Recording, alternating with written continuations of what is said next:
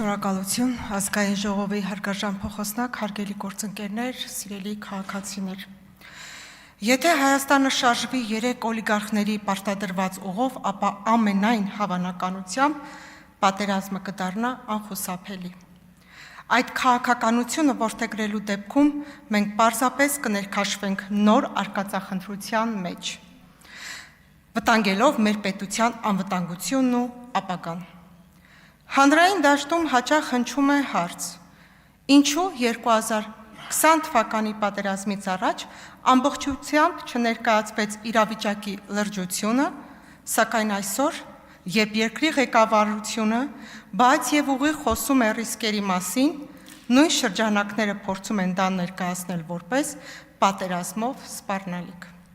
Սա ոչ թե հակասություն է, այլ հասարակության գիտակցությունը մոլորեցնող փորձ։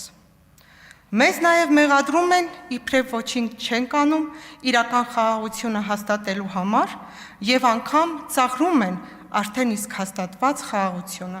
բայց իրականությունը այլ է։ Եթե Հայաստանը անգործության ցցաբերված լիներ, այսօր չէինք ունենա ավելի քան 2 տարվա կայունություն մեր սահմաններին, առանց զոհերի հակառակորդի կրակոցներից, չէր ձևավորվի խաղաղության օրակարգը միջազգային հարթակներում, չէր նախաստորագրվի խաղաղության պայմանագրերը, չէին համաձայնեցվի սահմանազատման կանոնակարգերը։ Ադրբեջանի տարածքով երկաթուղային կապով բեռնափոխադրումներ տեղի չէին ունենա Ռուսաստանից եւ Ղազախստանից։ Եվ ամենակարևորը, միջազգային մակարդակում չէր ամրագրվի սկզբունքը, որ որևէ արտատարածքային միջանցք չի լինելու։ Այս ամենը ձեռք է բերվել բարդ, երբեմն ցավոտ, բայց հետևողական աշխատանքի արդյունքում։ Եվ այսօր խաղաղությունը այլևս տեսություն չէ, այն ձևավորվող քաղաքական եւ դիվանագիտական իրականություն է։ Սակայն հարգելի գործընկերներ,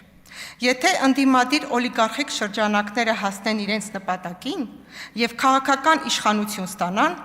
առաջին քայլը լինելու է հենց այս խաղաղության ռևիզիան։ Նրանք հայտարարում են, թե դեմ չեն խաղաղությանը, բայց յուրաքանչյուր կոնկրետ հարցում առաջ են քաշում առաջարկներ, որոնք խաթարում են արդեն իսկ ձեռք բերված հավասարակշռությունը։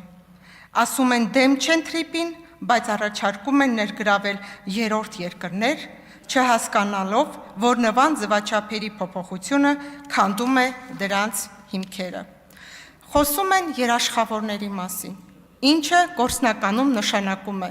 վերաբացել արդեն համաձայնեցված խաղաղության պայմանագրի տեքստը եւ մտնել նոր վտանգավոր բանակցությունների փուլ։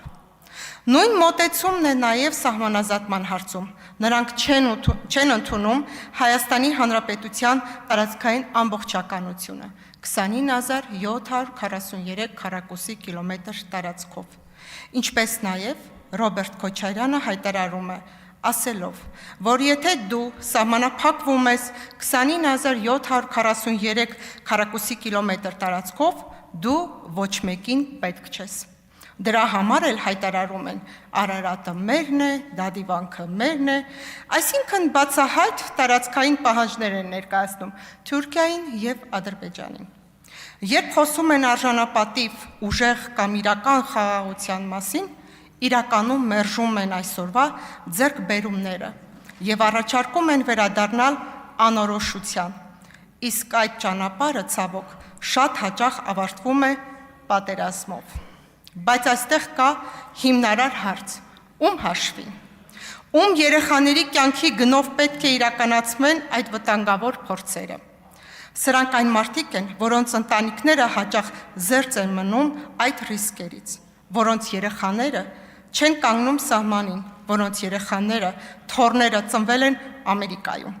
որոնց տղաները ազատված են բանակից, չեն ծառայել զինված ուժերում, եւ հենց այդ պատճառով էլ նրանք ավելի հեշտությամբ են խոսում պատերազմի թեմայով։ Հարգելի գործընկերներ, Հայաստանի Հանրապետությունն այլևս չի կարող իրեն թույլ տալ նման շռայլություն։ Մեր ընտրությունը պետք է լինի հստակ, պատասխանատու քաղաքականություն, կայունություն եւ երկարաժամկետ խաղաղություն։ Եվ ես վստահ եմ, Հայաստանի ժողովուրդը չի տա իր մանդատը նրանց, ովքեր պատրաստ են վտանգել այդ ճանապարհը։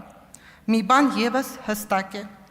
այս ժողովրդի հաշվին ձեր արկածախնդրությունը չի իրականանալու։